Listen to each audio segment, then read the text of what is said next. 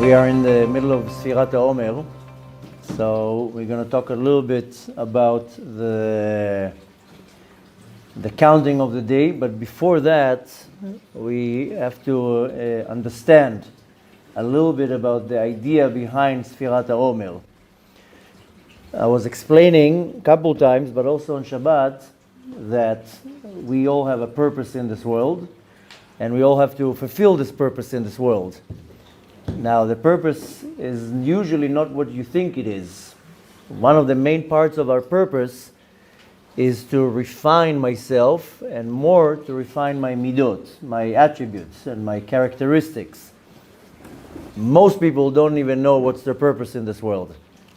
They just live their life, and if they're lucky, maybe towards the end of their life, they're starting to figure out what's really their purpose in this world. If you can't answer yourself the question, what is your purpose in this world, then you have to start searching and do it fast before Mashiach comes. But we all have a purpose here, and in most cases it's not what you think it is. One of the major parts of our purpose in this world is to refine my characteristics, what is called tikkun midot. And all my life I will be given opportunities to be able to do it. One of the ways of enabling to do it is I have to learn how to humble myself.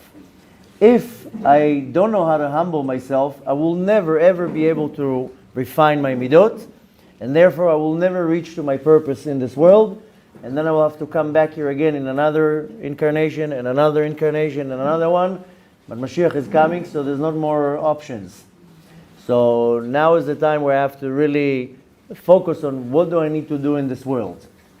The entire Torah is teaching you how to bring yourself to a level of humbleness that you are able to receive the message from Hashem, what you need to work on. Most people are clueless when it comes to what they need to do in this world. And I'm not talking right now that you need to find a job and to have parnasa and to get married. These are basic things that we have to do, and you know what? Kadosh Baruch Hu takes care of that. If you think that you have any control about how much money you're going to make and who you're going to marry and how many kids you're going to have, you have zero control. Let Hashem worry about that, and you worry about what you need to worry about. If you're constantly running about how to make a living, how am I going to grow in this world, and etc., then you're wasting your time. When you figure out finally at one point in your life that your main purpose in this world is to refine yourself, then you can start looking for tools, for the right appropriate tools, how to do that. I was explaining on Shabbat, I'm going to repeat myself very briefly, a little bit different, that when it comes to midot, to my own characteristics, my own attributes, there's only two groups. A group of positive midot and a group of negative midot. That's how it works. Shlomo HaMelech defines it in the best way possible. He says, Ze l'umat ze bara Elokim. Kadosh Baruch Hu created everything with a mirror, with an opposition. There's always going to be something good, and on the other side will be something bad. When it comes to midot, if you're looking at the positive side, then the highest or the first midah is midat ha'anava, the midah of humility and being humble. And on the other side, opposing it will be, or the worst midah will be midat ha'geava, the midah of pride. Or in our day, you call it ego. Now, both together, they don't get along. Either you have midat ha'anava, or you don't. Then if you don't, then you have midat ha'geava. You can't have both at the same time.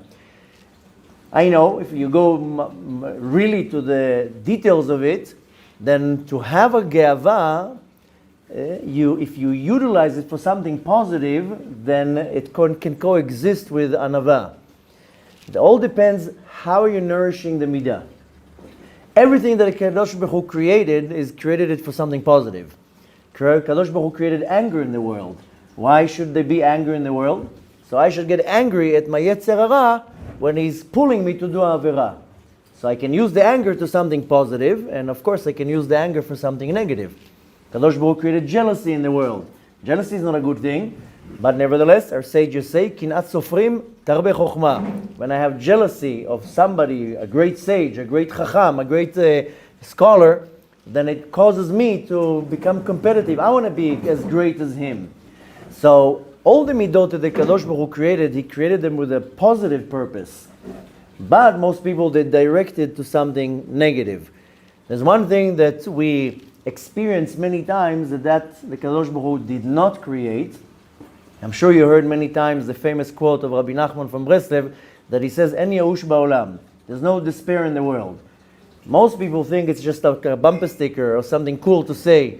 There's no yaush ba'olam. But the reality is that Rabbi Nachman was already telling us, why do you fall into despair? Hashem didn't create such a thing. He created anger. He created hate. He created jealousy. He created love. He created compassion. He created everything. You know what he didn't create? He didn't create despair. It doesn't exist even in the world. It's not even in the arsenal. How dare you fall into despair? That's 100% the Yetzer Hara tricking you with something that doesn't exist. And Yehush Ba'olam. So he's not trying to give you some uplifting slogan that don't worry. He's just coming and telling you something very simple. It doesn't exist. Don't fall for the Yetzer Hara when he's trying to tell you, fall to despair. So, with that said, everything that the Kadosh Baruch Hu created was created to use it in a positive way. You can take it now to almost anything in this world. Kadosh Baruch Hu created electricity, he created internet, he created computers. You can use it for something good, and you can use it for something bad. Now they found recently, a few decades ago, nuclear power. You can take this nuclear power and use this energy, this unbelievable energy, but you can take all this nuclear power and you can destroy cities.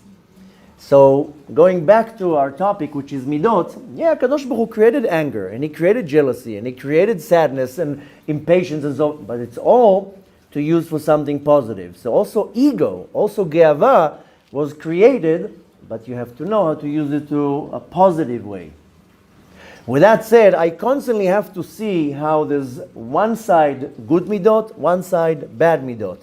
All of us are created equally in the way that we all have a list of good characteristics and bad characteristics. Doesn't mean I'm better than you, doesn't mean you're better than me. Just means that we all got different tools in order to help create the world. If we now all want to build a house, then imagine now there's somebody in charge who says, okay, here's a brush, you start painting. Here's a hammer, you start banging. Here's whatever it is, a broom, start sweeping. Kadosh Baruch Hu did the exact same thing with us, and he gave each and every one of us certain tools to be able to do our purpose in this world. It's a mistake to say I'm better than you, I'm smarter than you, I'm more important than you. There's no such thing. In the eyes of Hashem, when you're going into the essence of things, Hashem sees us all the same, the exact same thing. He doesn't have favorites. Oh, I like him better than him. So, when I'm talking about in the root of things, when I have to come to approach the entire journey of refining myself, is I always have to go to the root of everything. The root of everything is always going to be the highest midah that triggers everything. Now, again, we will all be born with a list of good midot.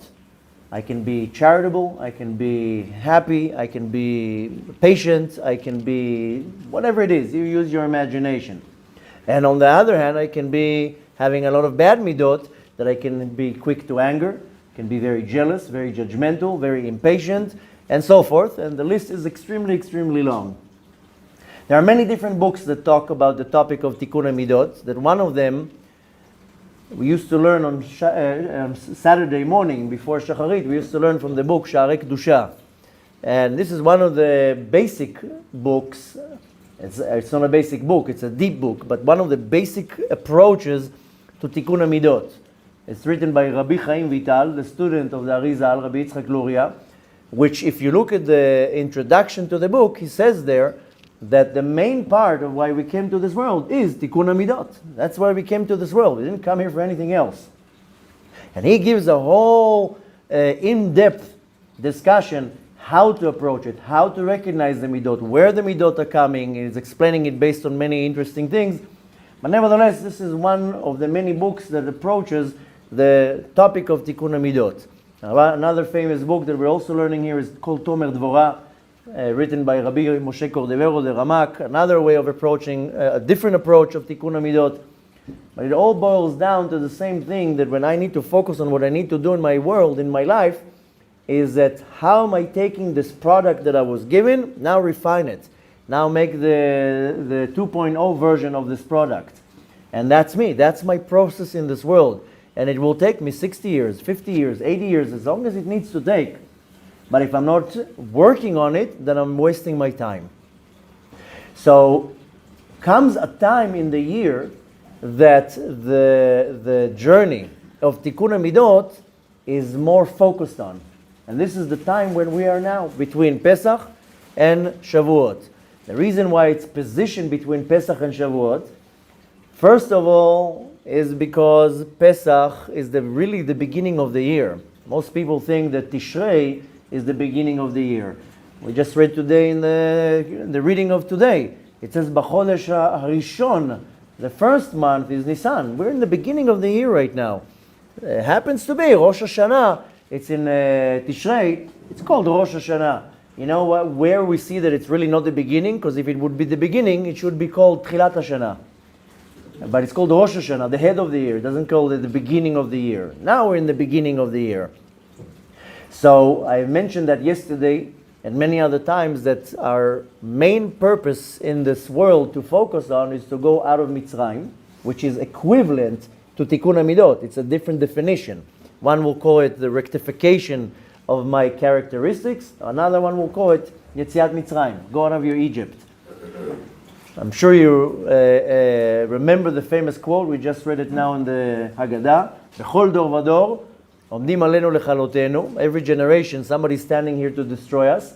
And it says there, B'chol dor vador chayav adam lirot atzmo kilu yetza miMitzrayim. Every generation, a person has to see himself like as if he went out of Egypt. What does it mean, B'chol dor vador? Which means that going out of Egypt is not going out of the country Egypt, 700 kilometers from here. It's going out of my own Mitzrayim, out of my own Egypt, out of my own limitations. And in order for me to go out of my own limitations, then has to be a process for that. But the first and most important part of the process is to totally nullify myself. If I am not in a complete nullification, what the Kabbalistic term to it is bitul muchlat, a complete nullification, I'm not going to be able to do anything. Because my ego is always going to come in the way and bother me. And come and give me a whole different approach of what's going on here. So the first and most important is when I want to approach to this journey, then I have to know how to humble myself. That's why we're starting in Pesach. Because we had a 2-month preparation from Tu B'Shvat to Purim. That was the first step of our preparation. And we had a lot of classes on Tu B'Shvat explaining to us what we need to do for the next month. Then a month later, the 15th day of Adar, we had the next level that we grew up. We had a lot of classes about Purim. What's the approach of Purim? It's not only eating Hamentashins. And Purim is what do I need to apply now for the next of the month till I get to Pesach. Now we had a lot of classes that we learned, what do I need to do when I'm preparing for Pesach? Physically, what most people are doing to prepare for Pesach is the clean. So the cleaning, the cleaning can be done in 2 days. You don't have to take a whole month to clean your house. I understand that some people want to do what's called a spring cleaning. That's very nice. You can do it whenever you want, but that's not Pesach cleaning. Pesach cleaning can take exactly 2 days. All you need to do is clean the house from chametz. That's all it is. Now, if you have a 45,000 square foot house, I understand it will take you more than 2 days. But we live in very small houses. It should not take you more than 2 days. And sometimes you see people climbing on 9-foot ladders, cleaning the boards there's no chametz up there. Right? You think there's chametz on this chandelier? Have you ever seen somebody standing there with a pita and throwing their pita bread up there and you have to look for chametz on the chandelier? There's nothing up there. The cleaning of the chametz is cleaning my own chametz. Okay, now I know it's a little bit past the point, but the month that I have to prepare for Pesach is I have to clean my own chametz, which chametz represents my ego, my ge'ava, and the opposite of chametz would be matzah, which is a flat piece of bread. That's me being crushed into nothing, that I don't have nothing left. The chametz is the ego, and the matzah is the Anava, that there's nothing left, that I'm humble in front of the Kadosh Baruch Hu. Now, just as a side note, you have two options of approaching this. You either do it yourself, and if you don't do it yourself, you get an assistant from Hashem, and he's going to crush you, one way or another. So you choose how do you want this approach to come? Hashem says, listen, I'll give you the option of doing it by yourself. You're not going to do it by yourself? I'm going to quench you, one way or another. So one person would lose his job, one person would lose his fortune, another person would lose his marriage, another person this. I mean, we all go through our own challenges, and sometimes we don't understand, why is Hashem doing this to me? Because you're too stubborn, and Hashem says, if you're not going to do it, I will do it for you. And you know when you become humble? Is when Hashem squeezes the juice out of you. So we want to do it ourselves, because it's going to be done in a much nicer way. We don't need Hashem to squeeze our juice out of us. Now, this is a very broad and quick overview of what we need to do when it comes to Tikkun HaMidot. If a person doesn't do that on a daily basis, then they're really wasting their time on this planet, and there's going to come a day that either they're going to wake up and it's going to be way too late, or they're going to leave this world and get the smack to their face that I didn't do nothing here. And a lot of people think they're going to come up to Shamayim with a whole library of Torah that they learned, and they're going to tell them in Shamayim, it's very nice that you learned Torah, but your Torah is worthless if you didn't work on yourself in this world. So a lot of people in the world of the Torah, they think that if I'm going to be super particular about every little halakha, and I'm going to learn Torah for 9 hours, but I'm still going to be lying and cheating and full of anger and full of jealousy and full of animosity. So what's your Torah is worth? Your Torah is worthless. If you think we are impressing Hashem with Torah, He says, I don't need your Torah. I have Rabbi Akiva in Shamayim. I have Rabbi Shimon Bar Yochai. Your Torah is this big. Your Torah is nothing. I don't need you to impress me with Torah. I need you to impress me with changing yourself. Our sages say it in the nicest way. Rachman liba debaye. The Kadosh Baruch Hu cares about what's in the heart. He doesn't care about all the fluff around, how you dress, how you behave behave around people. He wants to see what's going on in the heart. So the smartest suggestion that anybody can take is you have to already now apply it in your life. It doesn't matter how old you are. You can be 20 and you can be 80. It doesn't matter. But if you don't work on your midot on a daily basis, you're missing the main part of your life, of your existence in this world, and there's only one way out of this. It's either waking up when it's too late, or chas v'shalom, when the neshama leaves the world and then it sees, wait a minute, but what do you want from me, Hashem? I did mitzvot, I learned Torah. Yeah, but you didn't work on yourself. I gave you the product, you gave it to me back to me exactly the same way. I didn't get any refinement here. So comes the period of Sfirat HaOmer that now, not only that it's something that we need to focus on, we also have a coupon, a 90% coupon where Hashem says, now get it a little bit easier.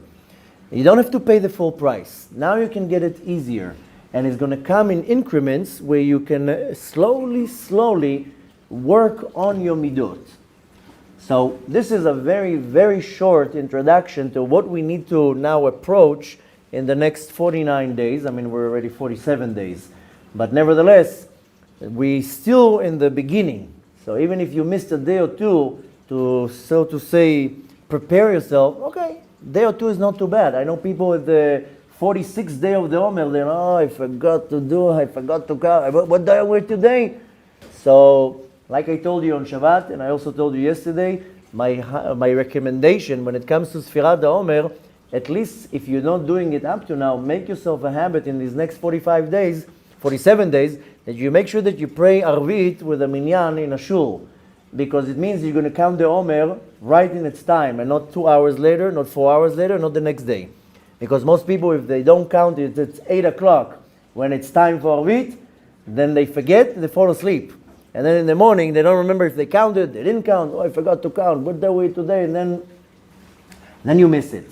So that's human nature. So make yourself a good habit and make sure that you come to a minyan, wherever it is, and you pray with the minyan, women too, and at least you hear the chazan saying, Ayom, Yom, Echad Ba'omer, or whatever it is, you hear it, and you pray with them, you knock it out. Somebody asked me yesterday, how come we don't count the Omer in the day? It makes more sense to count it in the morning, right? In Shacharit. First of all, the day starts the night before. Vayi erev, vayi boker. The day starts the night before. Besides that, it's a mitzvah. It's a mitzvah from the Torah. Usfartem lechem mechorat Shabbat. We read that yesterday in the Torah. It's a mitzvah from the Torah. Why do you want to delay a mitzvah? If you have the opportunity to do the mitzvah, why do you want to wait till tomorrow? Do it already now. It's Tzat HaKochavim in 20 minutes. Do it the second that you can. Do it. Why do you want to delay it? So, we need to focus on in this next 47 days on refining ourselves. The prize, so to say, is if you do it the right way, we explained it yesterday, I don't want to repeat, is that at the night of Shavuot, you're able to receive a much greater capacity of this godly light that will affect your soul in many different ways. Most people don't even realize, but a big part of the challenges they have in their life is caused because of their own behavior. And they don't understand why things don't work out. Why they don't get married, why business is not working, why this relationship is not working, why the health department is not so great. Because I'm causing it. I'm not letting a place for Hashem to operate, and I'm not letting myself to grow. So now comes a very, very auspicious time to focus on what I need to do. It's triple auspicious because Mashiach is really around the corner. I don't know if you're noticing what's going on even in the world. You don't have to be a genius to figure out that Mashiach is literally any second. It's just unbelievable. It's like any buzz that I hear. It's like, okay, maybe he's here. I mean, you can feel it in your bones. So much more so that we want to get with the program because there's not a lot of time.